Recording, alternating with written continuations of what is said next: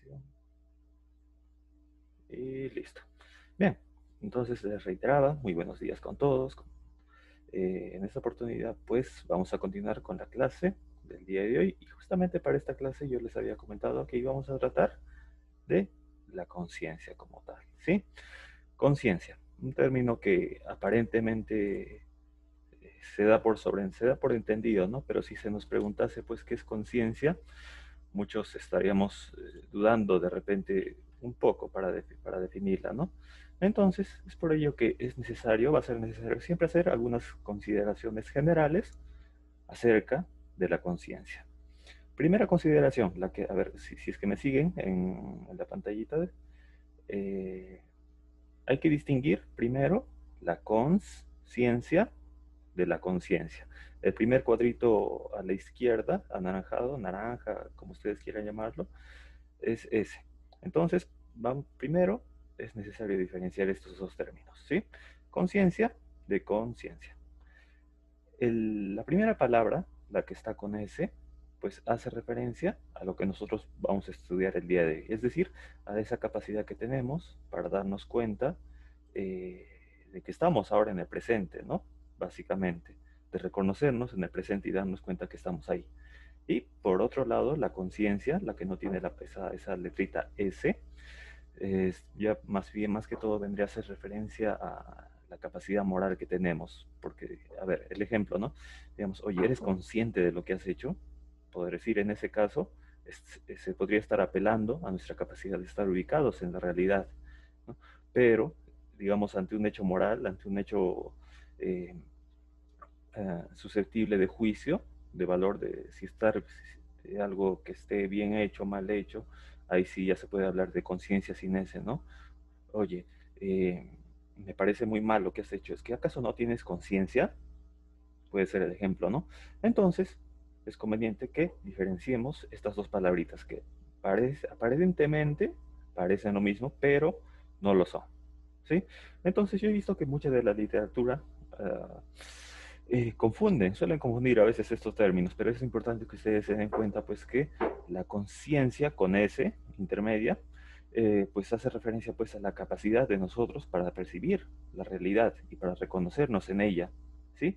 Y por el otro lado, la conciencia sin S pues ya también me debería ser más o menos un conocimiento moral de lo que está bien y lo que está mal. Aunque originalmente ambos vengan de la misma palabra, del mismo vocablo latín conscientia, pues vamos a ver que el significado pues es diferente. ¿Sí? Entonces, primera consideración acerca de la conciencia, diferenciar esas dos palabritas. Bien, ahora, segunda consideración de la conciencia. Se nos dice que la conciencia como tal es un nivel superior de la representación de la realidad. ¿Y por qué sería un nivel superior? Básicamente, se dice que somos los seres humanos los únicos que tenemos esta capacidad de representar la realidad y de reconocernos en ella, de experimentar, de hecho, todo lo que vivimos, ¿sí? Es por ello que cuando se dice que la conciencia es el nivel superior de representación de la realidad, pues también se hace referencia a que nosotros somos los únicos, los humanos son los seres únicos que tienen una conciencia como tal, que pueden representar esa conciencia, que pueden ubicarse en el presente, que pueden reconocer todos sus actos a lo largo del tiempo, ¿sí? Bien, tercera consideración acerca de la conciencia. Hay que diferenciar también del hecho de ser consciente con no ser consciente, ¿sí? Esto ya lo vamos a tocar más adelante, pero también de antemano hay que ir diferenciando esto, ser consciente con no ser consciente. Y finalmente, la cuarta consideración, la de la actividad consciente y la de los contenidos de la conciencia, ¿sí?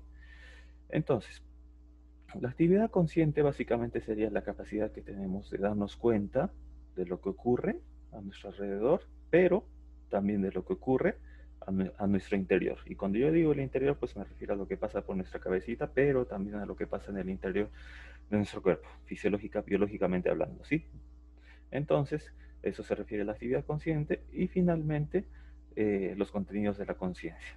Y aquí es importante que nosotros notemos, bueno, a través de los contenidos de la conciencia nosotros notamos la experiencia que estamos teniendo ahora.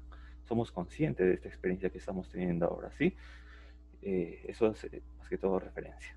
Bien, entonces, algunas consideraciones más sobre la conciencia, pues van a ser, eh, se puede hablar de tres consideraciones más o tres sentidos adicionales más a la conciencia. Primero, podría ser definida, ¿no?, como el hecho de estar despierto, ¿no? Ese hecho de interactuar y comunicarnos con los que nos rodean de una manera integrada, ¿no? Esto más que todo, este hecho de estar despierto hace referencia al estado de la vigilia, ¿no? Vigilia, ahorita ya lo vamos a tocar, pero distingamos pues que si estamos durmiendo, por ejemplo, no estamos conscientes, ¿no? Porque no estamos vivenciando las experiencias, no estamos despiertos, ¿no? Entonces, una primera consideración de la conciencia pues debería ser el hecho de estar despierto. Una segunda consideración acerca de la conciencia pues sería aludido a la experiencia que nosotros vivimos, ¿no? Esa acción, esa capacidad de ser consciente de algo, ¿no? Esa capacidad de variar nuestras experiencias de un momento a otro, ¿no? Esa sensación de estar aquí en el presente, de estar ahora, de estar conscientes de lo que nos pasa ahora. Y finalmente una consideración, la última, el sentido de, ¿cómo se diría esto? A ver, un momentito. Un sentido de estado mental o de mente, ¿no? Es decir, que a través de la conciencia nosotros tenemos cierta capacidad propositiva, es decir, cierta intencionalidad. Es decir, que nosotros a través de nuestra conciencia podemos orientarnos en el presente, en el pasado o en el futuro, ¿sí? A esto más que todo hace referencia también la conciencia. Bien, entonces, algunas características de la conciencia, pues vendría a ser, en primer lugar, la intencionalidad. Intencionalidad, pues chicos, vendría a ser, a ver un momento, voy a acercar, listo. La intencionalidad, pues, es el hecho de que nosotros podemos dirigirnos hacia determinados objetos o actividades, ¿no? Orientándonos, ya sea al pasado o hacia el futuro, en contrario, ¿no? Este hecho de orientarnos, de mirar en retrospectiva, bueno, ya lo dije, de mirar al pasado se le llama retrospectiva. Y el hecho de mirar, de orientarnos hacia el futuro, se llama prospectiva. ¿Sí? Entonces, dos términos referentes relacionados a la intencionalidad, pues es la retrospectiva y la prospectiva. Como ejemplo claro, pues aquí yo les he colocado, ¿no? Juan intenta imaginar cómo es que se verá en 10 años. En este ejemplo, pues Juan ha hecho una capacidad prospectiva, ¿no? ¿Por qué? Porque se ha orientado hacia el futuro, se ha imaginado cómo es que se va a ver en 10 años. Pero, por ejemplo, a ver, si digamos, Juan se recordó a sí mismo cuando tenía 5 años. Aquí ya también por el contrario sería el uso de su capacidad retrospectiva, porque se ha orientado hacia el pasado, ha recordado cómo era él en el pasado. Pero aquí lo que no ha variado es esa intencionalidad, esa capacidad de dirigirse ya sea al pasado o al futuro. ¿Sí? Esa es la intencionalidad conjuntamente con la prospectiva o la retrospectiva. Depende hacia qué futuro, depende si nos orientamos hacia el futuro o hacia el pasado. Bien, ahora, otra característica de la conciencia pues es el hecho de que es dinámica. ¿Por qué? Porque puede, digamos, estar ahorita en un estado de contenido de alguna actividad mental y puede pasar a otra repentinamente, sucesivamente, ¿no? Por ejemplo, aquí yo les he mencionado, ¿no? Después de elaborar conceptos, tenemos la capacidad de elaborar pensamientos, ¿sí? Porque, digamos, antes de que yo les esté hablando de la dinámica, yo he tenido que aprender el concepto de lo que es la dinámica, ¿sí? Y una vez yo sé el concepto, una vez yo he sabido el concepto de lo que estoy hablando, recién puedo formular en mis pensamientos lo que voy a decir, ¿sí? Entonces, por ese lado también la conciencia es dinámica, porque puede pasar de un concepto, de la representación de los conceptos, a la elaboración de pensamientos, ¿sí? Ahora, una tercera característica de la conciencia, pues es el hecho de que es unitaria. ¿Por qué? Porque va a integrar, organizar los fenómenos ya sea de orden afectivo, es decir, lo que sentimos, motivacional, y los convierte en un solo fenómeno, ¿no? Veamos el ejemplo para que se haga más entendible. Miren, cuando estamos en la calle, por ejemplo, el estar en la calle vendría a ser una conducta, ¿no? Porque solo está aludiendo a lo que es lo que estamos haciendo en ese momento, solo a lo que se ve que estamos haciendo. Pero, paralelamente al hecho de estar en la calle, también podemos estar pensando en el almuerzo. Aquí ya no solo se ve una conducta, sino ya también se está observando un pensamiento, ¿sí? El hecho de estar pensando en el almuerzo. Y paralelamente al hecho de pensar en el almuerzo también sentimos tranquilidad y tomamos nuestro metropolitano para llegar a casa, ¿sí? Entonces veamos que aquí en este simple ejemplo, wow, 10 minutos, tan rápido se pasa el tiempo. Uf. A ver, perdón chicos, no puedo creer que tan rápido se me haya pasado el tiempo. Bien, entonces les comentaba que, bien, este ejemplo, ¿no? Cuando estamos en la calle, estamos pensando en el almuerzo, sentimos tranquilidad y tomamos nuestro metropolitano para llegar a casa. Aquí se ha hecho una conjugación de varias cosas en realidad. Aquí hay un componente conductual, hay un componente afectivo y hay un componente cognitivo. ¿Por qué? Porque se está haciendo referencia, esta sola persona, en esta simple oración, está haciendo una cosa, está pensando otra cosa y está sintiendo otra cosa. ¿Sí? Entonces, a eso se hace referencia la capacidad unitaria. Ah, Lisbeth nos dice que habíamos entrado antes que usted. Wow, Lisbeth. Bueno, no se preocupen, chicos. En todo caso, solo termina la sesión y vuelvo a crear otra. No hay más problema. Bien. Y finalmente, la última característica, pues, es el hecho de que es continua, ¿no? ¿Por qué? Porque estos cambios se van manteniendo más o menos un yo esencial que permanece constante. Por ejemplo, Jorge recuerda que en el último examen de admisión él ingresó en el primer puesto y no otra persona, ¿no? Es decir, que nosotros constantemente siempre vamos a mirar todo, vamos a tener siempre una perspectiva desde nuestro punto de vista, ¿no? Lo que se llama el yo. Porque, en el ejemplo, veanlo, José recuerda en el último examen de admisión que él ingresó en el primer puesto y no otra persona, ¿no? Entonces Jorge siempre suele estar pensando desde su perspectiva, ¿no? Él no puede, no puede asumir la conciencia de otra persona porque él tiene la propia suya y no puede transgredir las de otros, es imposible, ¿sí? Entonces, por ello, la conciencia va a ser continua. Bien, ahora, hasta esta parte, chicos, ¿se ha entendido las 4 características? A ver, coméntenme, por favor, porque si no, lo explico de nuevo, no hay problema, porque me interesa que se haya entendido todo. ¿Sí? A ver, los leo.